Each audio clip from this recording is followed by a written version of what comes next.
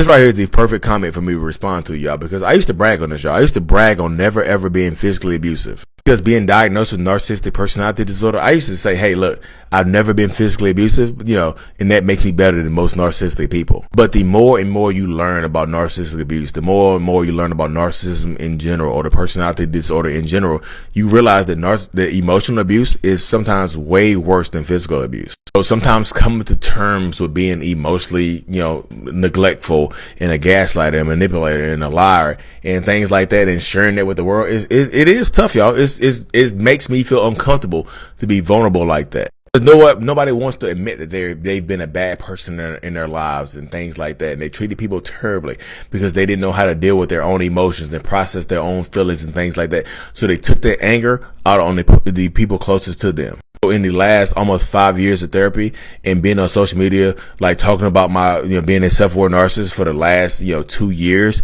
that's what I've been trying to make amends for. I've literally been trying to put a spotlight on emotional abuse because, like myself, for a very, very long time, like most narcissists, are emotional terrorists. They terrorize your emotions by gaslighting you, by making you feel crazy, by making you feel like you are the problem, by devaluing you, making you feel worthless and things like that. And yes, I'm openly admitting that I am guilty of that. And that's hard to say. I know people think narcissists don't have feelings. I don't want to say that online in front of possibly millions of people.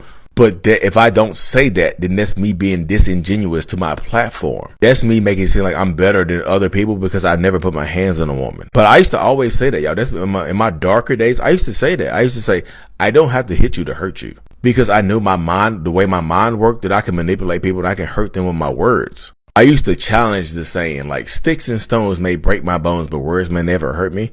Give me some words. Let me have those words and let me see what I can do with them. I promise you I can hurt people with those words. Because I've been clinically diagnosed with narcissistic personality disorder. I tell people to this day, I work to fight through the urge to say the meanest, the most hurtful things to people. Because I am 100% still a narcissist, even throughout the almost 5 years of therapy. My entire platform is dedicated to making amends for that and showing and shining the spotlight on it. I want people to come out of the darkness and say, hey, look, you are not a good person. You have not treated your wife, your husband, or your kids good. If you don't stop treating your wife, husband, or kids terribly, you are either starting a generational curse or continuing one.